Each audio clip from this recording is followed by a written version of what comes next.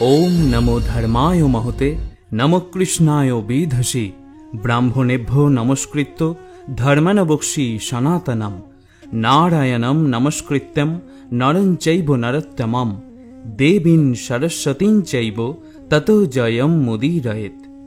भगवद गीताय श्री भगवान अर्जुन के उद्देश्य करे समग्र मानवजाति के बोलें, हे अर्जुन, आमार द्वाराई এই সমগ্র জগতের সৃষ্টি হয়েছে। সৃষ্টির পূর্বেও আমি ছিলাম এবং সবকিছু ধ্বংস হয়ে যাওয়ার পরেও আমি থাকব। আমার মধ্যেই সবকিছু অবস্থান করে আছে এবং আমিও সবকিছুর মধ্যেই অবস্থান করে আছি। তুমি যা কিছু দেখতে পারো, স্পর্শ করতে পারো, স্বাদ গ্রহণ করতে পারো, শুনতে পারো, সেই সবই আমি। এই নদী, পাহাড়, সূর্য, গ্রহ, নক্ষত্র, চাঁদ, তারা সব আমি সৃষ্টি করেছি। আমি ভগবান, শয়তান, রাক্ষস এবং মনুষ্যকেও সৃষ্টি করেছি। হে অর্জুন, আমি জলের রস, চন্দ্র সূর্যের জ্যোতি, চার বেদের ওমকার, আকাশের শব্দ এবং মনুষ্যের মধ্যে পুরুষাকার রূপে বিরাজ করি। সর্বভূতের হৃদয়স্থিত সকল জীবের আত্মা আমি এবং সর্বভূতের আদি, মধ্য ও অন্তও আমি। আমি সর্বব্যাপী, সবকিছুর মধ্যেই আমি আছি। সবের মধ্যে শুধু আমি, আমি আর আমিই আছি। আমি ব্রহ্মা হয়ে সবকিছু সৃষ্টি করি এবং রুদ্র হয়ে সবকিছু ধ্বংসও করি। আমি এভাবেই সৃষ্টি ও ধ্বংস করতে থাকি যাতে মনুষ্য জন্মমৃত্যু চক্র থেকে মুক্ত হতে তৎপর হয় এবং আত্মা পুনরায় পরমাত্মায় অর্থাৎ আমাতেই বিলীন হতে পারে। হে কৌন্তেয়, সত্য, রজ ও তম এই তিন গুণ আমার থেকে উৎপন্ন হয়েছে, কিন্তু আমি নিজে এই তিন গুণের প্রভাব থেকে মুক্ত, অর্থাৎ আমি এই তিন গুণেরও অতীত। এই তিন গুণের প্রভাবে এই সমস্ত জগতের প্রাণীসমূহ মোহিত হয়ে আছে। তাই এই ত্রিগুণের অতীত অবিনাশী আমাকে তারা জানতে পারে না, কারণ আমার অতি অদ্ভুত এই ত্রিগুণাত্মিকা মায়া অত্যন্ত দুস্তর। কিন্তু যারা কেবল নিরন্তর আমার ভজনা করে তারা এই দুস্তর মায়া উত্তীর্ণ করতে পারেন, অর্থাৎ সংসারের বন্ধন থেকে মুক্ত হতে পারেন। আমি জন্মরহিত অবিনাশী স্বরূপ এবং সর্বভূতের ঈশ্বর হওয়া সত্ত্বেও নিজ প্রকৃতিকে অধীন করেই স্বীয় যোগমায়া দ্বারা নিজেকে সাকার রূপে সৃষ্টি করে থাকি এবং জগৎকে উদ্ধার করার জন্য জনসমক্ষে প্রকট হই। যদি আমরা শ্রীকৃষ্ণ কথিত শ্রীমদ্ ভগবদ গীতাকে বিশ্লেষণ করি তাহলে আমরা বুঝতে পারব শ্রীমদ্ ভগবদ গীতা মূল সার কথা হল তিনটে। প্রথম হল সকল কর্মকে ঈশ্বরের চরণে সমর্পণ, দ্বিতীয় হল ফলের আকাঙ্ক্ষা বর্জন এবং তৃতীয় হল কর্তৃত্ব অভিমান ত্যাগ করা। আত্মনিবেদনেই গীতার আরম্ভ এবং আত্মসমর্পণেই গীতার সমাপ্তি। ভগবান অর্জুনকে উদ্দেশ্য করে সমগ্র মানবজাতিকে বলছেন, তপস্বিভ্যে ধিকো যোগী জ্ঞানীভ্যেপি মতোধিক কর্মেভ্যশ্চাধিকো যোগী তস্মাদ যোগী ভবার্জুন। যোগী তপস্বীগণ অপেক্ষা শ্রেষ্ঠ, শাস্ত্রজ্ঞ পণ্ডিতগণ অপেক্ষাও শ্রেষ্ঠ এবং কর্ম অনুষ্ঠান যারা করেন তাদের থেকেও শ্রেষ্ঠ। অতএব হে অর্জুন, তুমি যোগী হও। যোগী নামোপি সর্বেশম মদ্গতেনা অন্তরাত্মনা শ্রদ্ধাবান ভজতে ইয়ো মাম সমে যুক্ত তমো মত।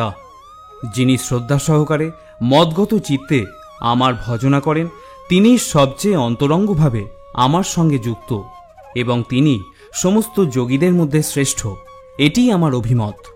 কর্মণ্যেবাধিকারস্তে মা ফলেষু কদাচনা মা কর্মফল হেতুর্ভূমা তেষাঙ্গ হস্ত কর্মণি। হে অর্জুন, কর্মেই তোমার অধিকার, ফলে নয়। অতএব কর্মফলের আকাঙ্ক্ষা না করে তুমি কর্ম করে যাও। আবার কর্মত্যাগেও যেন তোমার প্রবৃত্তি কখনো না হয়। যোগস্থ কুরু কর্মাণি সঙ্গং ত্যক্ত্বা ধনঞ্জয় সিদ্ধা সিদ্ধ সমো ভূত্বা সমত্যাম যোগ উচ্যতে। হে ধনঞ্জয়, তুমি আসক্তি ত্যাগ করে এবং সিদ্ধি ও অসিদ্ধিতে সমভাবাপন্ন থেকে যোগস্থ হয়ে সকল কর্ম করো। এই সমত্বকেই যোগ বলা হয়। ভগবান শ্রীকৃষ্ণ অর্জুনকে বলেন যে তোমার অধিকার শুধু কর্ম করার জন্য, ফল ঈশ্বরের হাতে। এই কারণে না তো কর্ম থেকে পলায়ন করা উচিত আর না তো কর্মফলের আশা করা উচিত। যে স্বাদ গ্রহণ করা থেকে মুক্তি পাওয়ার জন্য আহারকেই ত্যাগ করে বাস্তবে তার মন থেকে স্বাদের লালসা কখনোই যায় না। কিন্তু সেই ব্যক্তি উত্তম যে আহার ত্যাগের পরিবর্তে স্বাদ গ্রহণের লালসাকেই ত্যাগ করে ফেলেন। একজন কর্মযোগী নিজের মনে সমস্ত লালসাকেই ত্যাগ করেন। জীবনের কর্তব্যবোধে কর্ম নিশ্চয়ই করেন, কিন্তু কোনো কার্যে আবদ্ধ হন না।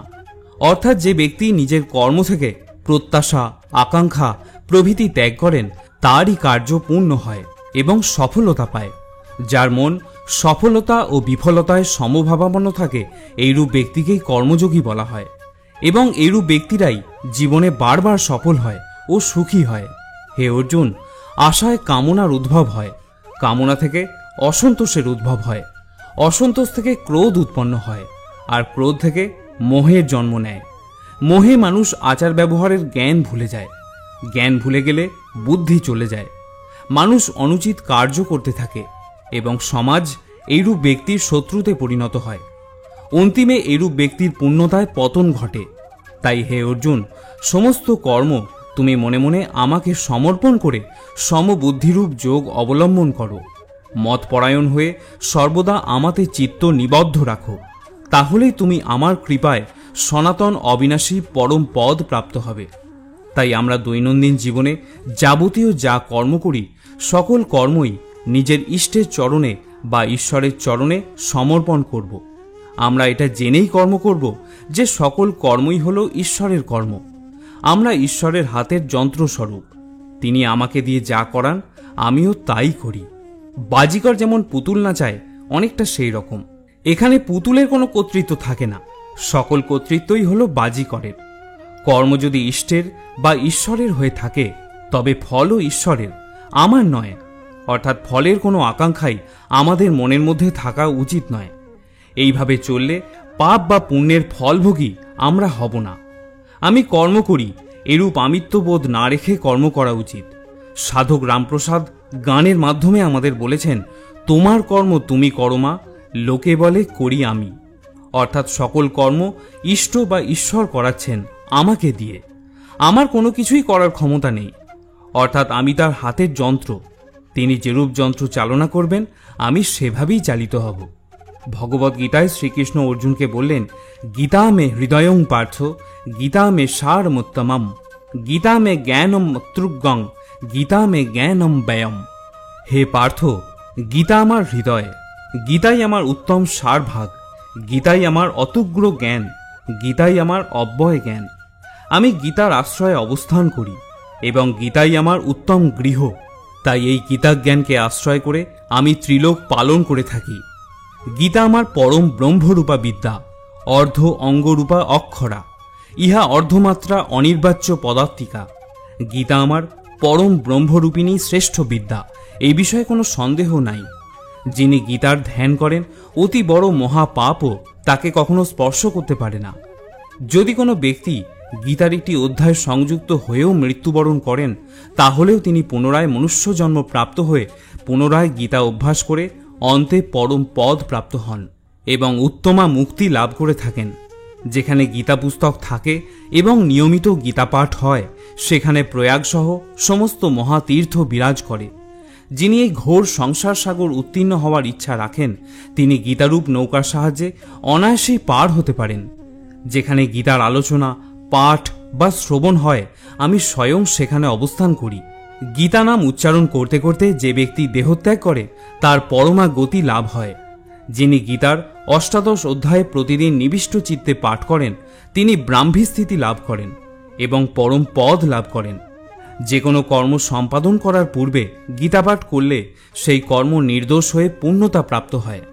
ভগবদ্গীতার ৭ম অধ্যায়ের প্রথম শ্লোকে ভগবান বলছেন, ময়া শক্ত মনঃ পার্থ যোগম যুঞ্জন মদাশ্রয় অসংশয়ম সমগ্রম মাম যথা জ্ঞাস্যসি তচ্ছৃণু। এখানে অর্জুনের সাথে আমরাও জানতে চাই যে কিভাবে ভগবান অর্জুনকে ভৌতিক জ্ঞানের পথ পার করে নিঃশ্রেয়সের মার্গে নিয়ে যান। একইভাবে আমাদেরও জাগতিক সমৃদ্ধির সাথে সাথে জীবনকে পরম কল্যাণ ও আধ্যাত্মিক শান্তির পথে নিয়ে যাওয়া উচিত। জ্ঞানের অর্থ হল জানা এবং বিজ্ঞানের অর্থ সেই জ্ঞানকে অনুভব করা। আমরা রসগোল্লার উদাহরণ দিয়ে এটা বুঝতে পারব। আমরা জানি রসগোল্লা কেমন খেতে হয়। এটা এক প্রকারের মিষ্টি যা চিনির রসে ডুবিয়ে তৈরি করা হয়। এর সমস্ত প্রক্রিয়া, এর সমস্ত স্বাদের বৈশিষ্ট্য জানার পরেও যতক্ষণ না আমরা এটির স্বাদ গ্রহণ করছি, যতক্ষণ না আমরা এটি আমাদের জিহ্বায় রাখছি ততক্ষণ আমরা এটির স্বাদ অনুভব করতে পারি না। একইভাবে ভগবান ভগবদ্ গীতার মাধ্যমে পরমাত্মাকে জানার পথটি অবারিত করে দিয়েছেন। আমরা নিজের আত্মস্বরূপকে ভুলে গেছি। আমরা ভুলে গেছি যে আমাদের একটি রূপ আছে যা অন্তঃকরণে থেকে চৈতন্য রূপে প্রবাহিত হচ্ছে, এবং সেই ভুলে যাওয়ার জন্যই আমরা এই সংসারকেই সর্বস্ব মনে করে এই সংসারের মোহে আসক্ত হয়ে পড়ি। নিজের আত্মস্বরূপ না জেনে, ভগবানকে না জেনে পরমাত্মার সাথে যুক্ত হওয়া অসম্ভব। শ্রী ভগবান বলেছেন যে আমার সাথে যুক্ত হয়ে আমার প্রতি আসক্ত হয়ে যাও, আমাতে নিমগ্ন হও। ভগবান বলেন যে তুমি আমাকে কিভাবে সম্পূর্ণরূপে প্রাপ্ত করবে একাগ্রচিত্তে সেটা শোনো। আমরা পরমাত্মার উপাসনা করি, কিন্তু তবুও আমাদের মনে কিছু সংশয়, কিছু অজ্ঞানতা থেকে যায়। এই সমস্ত অজ্ঞানতা দূর করে, সমস্যা নিবারণ করে আমাকে চিনবে কি করে? কিভাবে সৃষ্টিকর্তাকে জানতে পারবে? যিনি এই জগতের ঈশ্বর তাকে কিভাবে জানবে? এই সমস্ত কথা আমার থেকে শুনে নাও। এই প্রসঙ্গে একটি গল্প আছে। একবার 4 জন অন্ধ লোক একটি হাতিকে জানার চেষ্টা করে।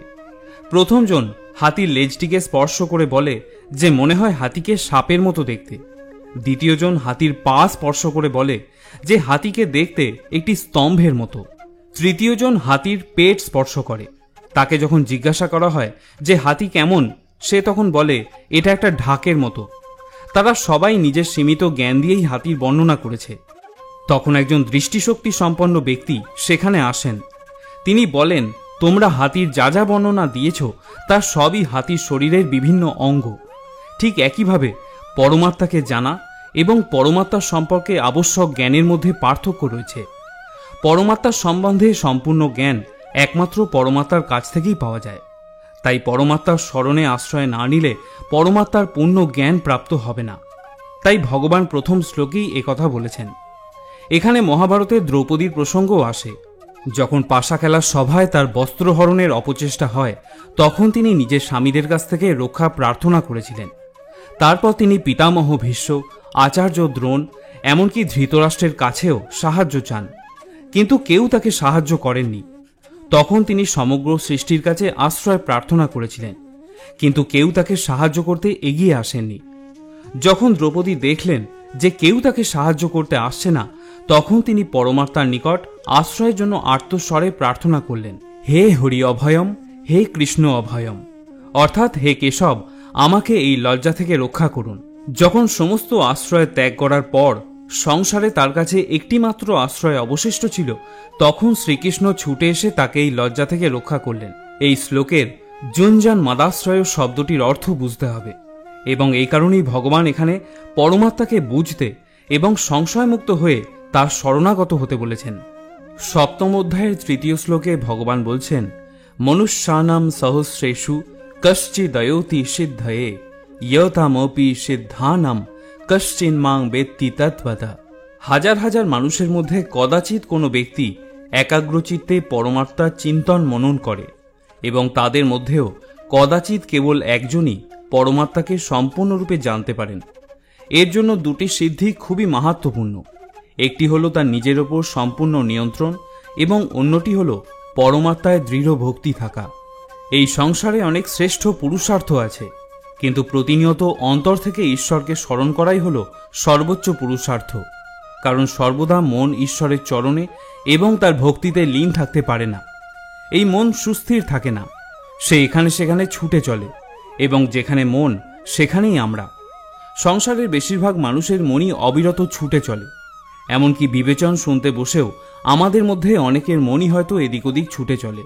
যেমন এই সপ্তাহে কত অর্থ উপার্জন করব, আগামীকাল কি কি রান্না হবে ইত্যাদি। কেউ হয়তো সাংসারিক চিন্তায় মগ্ন, তো কেউ আবার রাজনীতির চিন্তায় মগ্ন থাকেন। মন কোথায় থাকে? এটা নিশ্চিত যে যেখানে মন থাকে সেখানেই আমরা থাকি। এই প্রসঙ্গে নারদ মুনির বলা একটি গল্প দিয়ে এই ভিডিওটি আমি শেষ করব। একবার নারদ মুনি ভক্তি প্রচারের জন্য এই জগতে বিচরণ করতে থাকেন। একবার তিনি ভগবানের ভক্তির সূত্র অনুসারে ভক্তি প্রচার করতে করতে পৃথিবীতে আসেন। তিনি মানুষের হৃদয়ে ভক্তির বীজ বপন করেন, যাতে ভগবানের প্রতি সেই ভক্তি তাদের মধ্যে অঙ্কুরিত হয়। তার ফলে একটি গ্রামের সকলেই ভগবানের ভক্তিতে লীন হয়ে যান। নারদ মুনি খুবই আনন্দিত হয়ে উঠলেন যে সকলের মধ্যেই ভগবানের ভক্তির স্রোত কত সুন্দরভাবে প্রবাহিত হচ্ছে।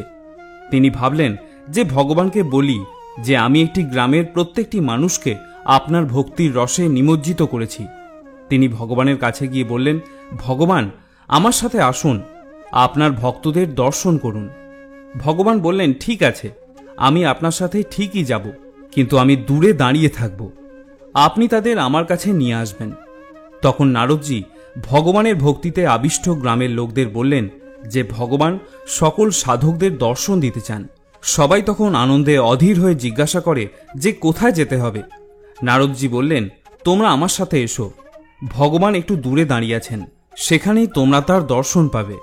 সেই শুনে গোটা গ্রাম নারদজিকে অনুসরণ করতে থাকে। এমন সময় ভগবান একটি লীলা দেখালেন। হঠাৎ আকাশবাণী হল যে অমুক জায়গায় রূপোর মুদ্রার বৃষ্টি হচ্ছে। রূপোর মুদ্রার বৃষ্টির কথা শুনে কেউ কেউ বলল, ভগবানের দর্শন আমরা পরে করব, আগে রূপার মুদ্রাগুলি সংগ্রহ করে নিই। গ্রামের অর্ধেক লোক সেই মুদ্রা সংগ্রহ করতে চলে গেল, আর বাকি নারদমুনির সাথে গেল। কিছু দূর যাওয়ার পর আবার আকাশবাণী হল যে এখন স্বর্ণ মুদ্রার বৃষ্টি হচ্ছে। সেই শুনে কিছু লোক সেই দিকেই হাঁটা শুরু করলো, এবং তারও কিছুক্ষণ পর আবার আকাশবাণী হল যে খানিক দূরে রত্ন বৃষ্টি হচ্ছে। আর তাই শুনে বাকিরাও সেই দিকেই চলে গেল, এবং শেষ পর্যন্ত নারদজি একাই ভগবানের সামনে পৌঁছালেন। নারদজি ভগবানের সামনে এসে বললেন, দেখুন ভগবান, গোটা গ্রাম আপনার দর্শন করতে এসেছে। তখন ভগবান বললেন, নারদমুনি, আমি তো কাউকেই দেখতে পাচ্ছি না। তখন নারদমুনি পিছন দিকে তাকিয়ে দেখলেন যে সেখানে কেউই নেই। ঠিক একইভাবে অনেক মানুষই ভগবানকে প্রাপ্ত করতে চায়, কিন্তু বাস্তবে খুব কম সংখ্যকই ভগবানকে প্রাপ্ত করতে পারে। শ্রোতা বন্ধুরা, আশা করি এই ভিডিওটি আপনার ভালো লেগে থাকবে, আর আপনার জীবনকে উন্নত করতে এই ভিডিওটি যদি সামান্য কিছু অবদানও রেখে থাকে তাতেই আমি ধন্য। এই ভগবদ গীতার আলোচনা আপনার কেমন লাগলো তা আমাকে অবশ্যই কমেন্ট করে জানাবেন। সকলে ভালো থাকবেন, সুস্থ থাকবেন। জয় শ্রীকৃষ্ণ।